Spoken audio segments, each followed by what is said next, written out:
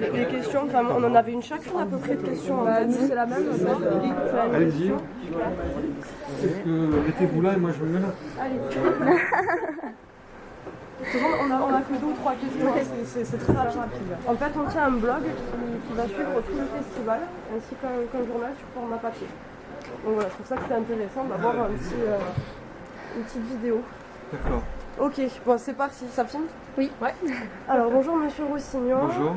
D'abord, voilà, la première question qu'on aurait, c'est est-ce que vous pouvez nous expliquer le métier de producteur? Un petit peu comme le cinéma pour les nuls. En quoi ça consiste exactement pour quelqu'un qui ne connaît absolument rien en cinéma? Et en 2 mots, tant qu'à faire, il faut que ça soit court. Bien sûr. Qu'est-ce que c'est le métier de producteur? C'est un métier à multiples casquettes. C'est quelqu'un qui suit le film dans sa fabrication de A à Z, de l'écriture à sa commercialisation, en passant par sa fabrication. C'est l'homme ou la femme par qui passe le juridique, le financier. On est dans un monde très où le juridique est très important. Un métier d'avenir, c'est avocat plus que plombier. Voilà. Le côté administratif, pour faire un film, il faut employer des gens, il faut donc une société, il faut donc quelqu'un qui soit responsable de cette société. On ne fait pas des films avec, contrairement à ce qu'on croit, le cinéma est maintenant sur Internet gratuitement. Les films ne se fabriquent pas gratuitement, on n'emploie pas des gens gratuitement, on ne filme pas des figurants gratuitement. Chaque figurant dans un film a un bulletin de paye, il doit être déclaré, les charges sociales doivent être payées, la TVA, etc. Donc c'est administrativement très lourd de fabriquer un film. Donc voilà, il faut une entreprise avec quelqu'un qui est responsable de tout ça. Mais le producteur n'est pas uniquement qu'un argentier, un banquier, un comptable, un juridique, etc. C'est aussi quelqu'un qui suit l'artistique. C'est-à-dire quelqu'un qui va échanger, discuter avec les scénaristes, le réalisateur, pourquoi, comment, on comprend pas, la fin du film elle est bien, elle n'est pas bien, voilà, pousser dans ses retranchements un réalisateur, parce que c'est très difficile de créer seul. Le cinéma est un art, comment dire, qui ne se fait pas seul. La musique, on peut composer une partition au piano et l'interpréter seul, peindre. On peint, on crée seul. Mais le cinéma est un art collectif. Donc, et un art qui est destiné à être livré lourdement au public. Pourquoi lourdement? Parce qu'il coûte. Justement parce qu'il n'est pas gratuit. Donc à un moment donné, cet argent qui permet de fabriquer un film, il faut bien en récupérer une partie, sinon après ça s'arrête.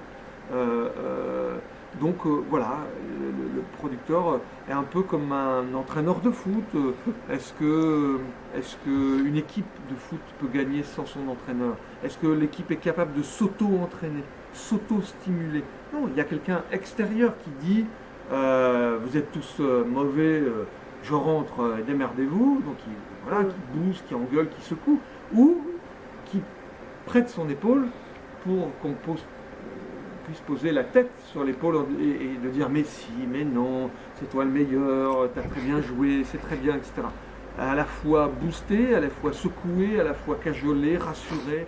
Effectivement, quelqu'un qui crée, c'est quelqu'un d'inquiet, c'est quelqu'un qui se pose des questions, qui se demande si ce qu'il fait est bien, etc. Le producteur est le premier spectateur. Voilà, c'est tout ça à la fois, je l'ai dit de façon décousue. Vous avez très bien résumé un petit peu toutes les réponses aux questions qu'on voulait poser.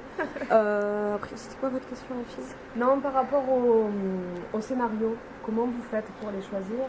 Est-ce que vous recevez des scénarios écrits que vous lisez et vous décidez de le produire, ou est-ce que c'est... Des histoires qu'on me raconte. Voilà. Il y a plusieurs méthodes, chaque producteur fait différemment. Ma société Nord-Ouest reçoit à peu près 300 scénarios par an. On est incapable de les traiter. Lire 300 scénarios, les analyser, tout ça, c'est pas possible, c'est trop. Voilà. Donc on ne traite que les projets écrits qui nous viennent d'agents, de réalisateurs connus, etc. Malheureusement. Les autres sont noyés par la masse. Je ne peux pas employer 5 personnes uniquement pour ça, d'autant plus que je ne produis pas de films sur des scénarios tout écrits. J'en ai produit qu'un seul, c'est Azur et Asmar, le dessin animé de Michel Ossou. Moi, ma méthode, c'est on me raconte des histoires, ça m'intéresse, je dis ok, je t'accompagne, et je suis présent à l'écriture. J'écris pas, mais le réalisateur avec ses scénaristes ou le scénariste écrit, et au fur et à mesure des versions, je lis, je réagis, on fait des séances de travail. Donc ça ne m'intéresse pas de produire des scénarios tout écrits. C'est un peu comme si on me demandait de prendre le train en race campagne. Moi, personnellement, je vais à la gare, je monte dans le train à l'heure où il va partir, ou 5 minutes avant quand même. Ça ne m'intéresse pas de faire arrêter le train en plein milieu de la campagne pour monter dedans. Je sais pas, il y a des gens qui le font peut-être, mais moi c'est pas mon truc. Je préfère à la gare. À la gare, c'est le départ. Le départ, c'est un réalisateur a une idée, a une envie. Il a envie. Christian Carion me dit très tôt, avant même qu'on fasse son premier film, Une hirondelle a fait le printemps, avec Michel Serrault et Mathilde Seigné, Christian me dit, Christophe, je voudrais te sensibiliser sur une histoire méconnue, à savoir qu'à Noël 1914, il y a eu des fraternisations des soldats. Et il me raconte match de foot, de certaines choses qu'un historien particulièrement lui avait transmis. Et je tombe de mon amas, je dis mais c'est dingue, on m'a jamais appris ça à l'école. Je sais pas, les fraternisations, c'est hallucinant. Et puis voilà, il m'entretient de ça, etc. Et il me dit je voudrais en faire un film. Et je lui dis top là. Voilà, donc il n'y a pas de scénario, il n'y a pas d'histoire, il n'y a pas les personnages tels que vous les avez vus, il n'y a rien. Et puis au fil du temps, comme on travaille ensemble, on fait Une hirondelle a fait le printemps, eh bien il commence à écrire tout doucement un premier texte de 2 pages, puis de 10 pages, puis de 50 pages, puis une première version du scénario. Et puis au final, il y en aura 10, 15 de versions de scénario pour arriver à un scénario abouti, de qualité. Ça ne s'écrit pas comme ça. Les romanciers n'écrivent pas plusieurs versions de leur roman. Un romancier, il écrit, il corrige, il donne à son éditeur, qui lui demande des corrections, qui lui propose des corrections, ils échangent, il refait une petite passe, c'est terminé. Le cinéma, c'est très différent. On n'est pas dans la littérature. Et moi, je voulais savoir, parce que hier, on est venu voir l'enquête. Vous êtes venu voir L'enquête. L'enquête. Et on a fait... C'est parce que vous l'avez dit avec l'accent. Ah, L'enquête. oui, j'ai un Je peu n'avais pas compris. Pardon. Donc, on est venu voir l'enquête. Je veux bien. L'enquête. Oui. Donc, on est venu voir le film. Oui. Et par rapport à ces sujets polémiques, est-ce que vous vous préparez à avoir un retour? Un retour polémique? Non, mais un retour, est-ce que vous préparez à avoir des... Comment dire, on est prêt à tout. Vous savez, faire du cinéma, c'est être confronté après à la réalité de la société. De plus en plus, la justice est encombrée. Pourquoi? Parce que les gens se font des procès pour un oui, pour un non. Et donc, nous, évidemment, dans le cinéma, dès qu'on touche au réel, des procès, on peut en avoir de multiples. Alors, le plus simple étant de faire qu'est-ce qu'on a fait au bon Dieu. Bon, là, ça peut créer des polémiques, puisqu'on joue, on s'autorise des petites choses pour faire rire, et on s'autorise des plaisanteries peut-être délicates. Mais comme disaient des proches, normalement, on est censé pouvoir rire de tout, pas avec tout le monde. Mais on est censé pouvoir rire de tout. C'est faire de l'humour surtout, y compris de l'humour noir. Pendant une époque, on a toléré ça. Aujourd'hui, parce qu'on est dans une société beaucoup plus bien pensante, beaucoup plus policée, beaucoup plus rigide vis-à-vis de... on peut s'autoriser à dire ça, mais pas ça. Donc peut-être qu'on est en train de rentrer dans une société où on ne pourrait plus rire de tout. C'est dommage, mais c'est comme ça, il faudra faire avec. Donc, eh bien, toucher au cinéma du réel, c'est prendre le risque d'être confronté au réel, aux vrais protagonistes, aux entreprises, aux marques. Contrairement à ce que les gens pensent, quand on filme des marques et qu'on les voit à l'écran, tout le monde se dit « Ah, ils ont touché de l'argent ». Pas du tout. C'est rare qu'on touche de l'argent pour filmer une marque. La plupart du temps, on demande l'autorisation, on l'obtient. Et souvent, quand on ne l'obtient pas, et si on le fait quand même, on se prend un procès. Parce qu'on a osé filmer la marque sans l'autorisation, qui ne veut pas être dans le film parce que, je sais pas, moi j'ai produit un film qui s'appelle Welcome, ça se passe à Calais, il y a des clandestins, c'est pas une très belle image, etc. Il y a des bateaux qui passent, qui vont en Angleterre, français, anglais. Il y en a une compagnie qui a dit, vous ne nous avez pas demandé l'autorisation. Elle a dit, bah c'est noir, on ne va pas vous demander l'autorisation. Nous on était là avec notre caméra dans le port de Calais, on a filmé ce qu'on devait filmer, et au fond il y avait vos bateaux qui passaient. Il fallait effectivement imaginer que vous pouviez les arrêter. Et qu'ils ne passeraient pas. Ah non, donc voilà, donc vous êtes là, vous êtes visités, et ils nous ont fait un procès. Bon, on l'a gagné, mais des procès comme ça, on en a 50 sur des films comme ça. Bon, voilà, donc on ne cherche pas la polémique, Vincent Garin et moi, on n'a pas cherché la polémique en faisant ça. Ce qui nous a intéressé, c'est l'histoire de Denis Robert, un journaliste, une sorte de héros moderne. Heureusement qu'il y a des types comme ça, et des types, pas que des types, des femmes aussi, des gens comme ça, qui se disent, il y a là une vérité qu'on nous cache, j'enquête, c'est mon métier, je suis journaliste, donc j'enquête, et je vais mettre au devant de la scène cette vérité. Voilà, parce qu'il y a derrière des choses qui ne sont pas bonnes pour nous citoyens, c'est son avis. Il dit, puisqu'on nous les cache, une chambre de compensation qui permet le blanchiment de l'argent. Ah bon, ben on entend dire les politiques qui disent qu'il faut lutter contre le blanchiment de l'argent. Et il y a des trucs officiels sur lesquels les États ne font rien, n'ont aucun pouvoir, et on laisse faire. Et il a enquêté, il a mis ça en avant.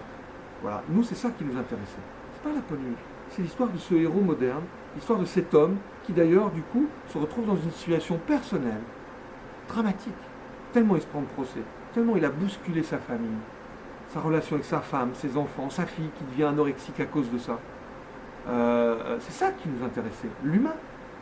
Après, ben évidemment, le film raconte son enquête, raconte les conséquences de son enquête dans le monde politique.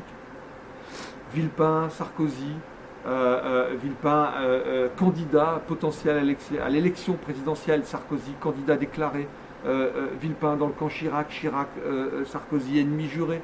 Après avoir été admis dans le même camp. Tous ces trucs politiques qui nous échappent. Voilà, donc on a reflété cette réalité. Après, il y a des protagonistes dans le film qu'on a vus avant de faire le film. Ça se fait. D'autres qu'on n'a pas vus.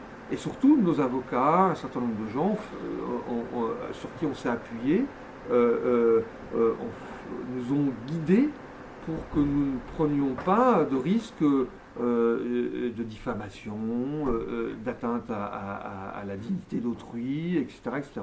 Comme quand on a fait le film, Présumé coupable sur l'affaire Outreau, on a fait attention aux enfants, on a fait attention à un certain nombre de choses. Contrairement à ce que certains croient, on a fait attention à ce qu'on disait sur le juge Burgot, pas par crainte d'un procès, mais pour des raisons morales. Vous reprenez des vrais protagonistes, vous devez avoir une position morale vis-à-vis de ça. On ne doit pas rentrer dans l'intime, dans la vie privée, etc. Donc voilà, ces films-là sont faits avec certaines précautions. Maintenant, après, il y aura polémique, il n'y aura pas polémique. Il ne faut pas croire qu'on est des diables et qu'on veut, comme ça, tout le temps, faire suer le monde et mettre le feu aux poudres. Ça n'a aucun intérêt. Il y a le cinéma de divertissement, il y a le cinéma d'action, le cinéma à l'américaine, où vous en prenez plein la vue, plein les oreilles, et très bien, c'est parfait. Puis il y a un cinéma plus d'auteur, une fenêtre sur... Le cinéma peut être une fenêtre sur le monde, une fenêtre sur le passé. Là, le Joyeux Noël que vous venez de voir, c'est un film qui est une fenêtre sur le passé. Si vous allez voir... ce qu'on disait, quelqu'un a dit que dans la salle il y avait des étudiants tchétchènes. Si vous allez voir The Church de Michel Hazanavicius qui avait fait le film en noir et blanc, pardon, vous couperez ça. The Artist. Voilà, vous ne me laisserez pas m'emmêler les pinceaux avec le titre. Donc, qui avait fait The Artist, eh bien, vous verrez, c'est une magnifique fenêtre sur l'histoire, puisque ça parle de l'armée russe après l'attentat qui était revendiqué par des extrémistes tchétchènes qui avait été perpétré à Moscou. L'armée russe rentre en Tchétchénie avec brutalité et le film parle de ça. Voilà, si vous regardez un vieux film qui date d'il y a 30 ans, récemment j'ai vu Cousin-Cousine avec Marie-Christine Barrault. C'est un film qui était tourné il y a 30 ans. Et quand vous regardez ce film, vous dites « Waouh, mais ils étaient totalement libres dans leurs mœurs, ils se permettent des choses concrètement, par les mots, physiquement. Alors c'est des histoires de couple, des histoires de tromperie, de tout ça, mais c'est fait avec une grande liberté, les enfants, la famille, tout ça, c'est pas grave. Alors, est-ce que c'est le reflet exact de la société de l'époque ? C'est l'époque post-68. Il y a donc une façon d'être qui n'est plus tout à fait la nôtre aujourd'hui. Donc c'est intéressant. Le cinéma, c'est une fenêtre sur le monde, une fenêtre sur la société. Mais alors ça peut rester divertissant pour autant. ça peut rester dynamique, ça peut rester intéressant. Parce que on se projette un peu comme ça à travers cette fenêtre, que c'est chiant et qu'on s'ennuie. Voilà, alors c'est un choix, quoi. Et moi je pense que le cinéma est un art éclectique et que de temps en temps, moi je vais voir une comédie avec mes enfants ou un film d'action et je suis content de ça. Puis de temps en temps, je vais voir un film d'auteur plus pointu, qui m'apprend des choses, comme Respire. Voilà, Respire, de Mélanie Laurent, que j'ai adoré, qui dit des choses sur les rapports humains, parfois légèrement décalés. Parce que quand on a affaire à des fous furieux, c'est facile de les identifier, c'est facile de mettre un mot, ils ne sont pas décalés, ils sont fous furieux. Mais quand on a affaire à des gens qui sont légèrement, là il s'agit de quelqu'un qui prend un peu possession sur une amie à elle, parce que cette amie à elle, elle est peut-être un peu fragile, et l'autre personne, qui est ce qu'on dit, on appelle ça pervers narcissique, va prendre et mettre une emprise. Et c'est très intéressant. Il s'agit de jeunes ados, de grands ados plutôt, puisqu'ils sont en terminale, et c'est sur très peu de choses.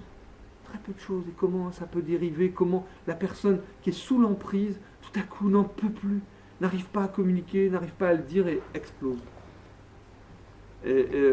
Voilà, c'est un film d'auteur, un très beau film, je vous le recommande, et qui dit quelque chose de très intéressant sur la société, sur les dérives humaines, mais tout en nuances.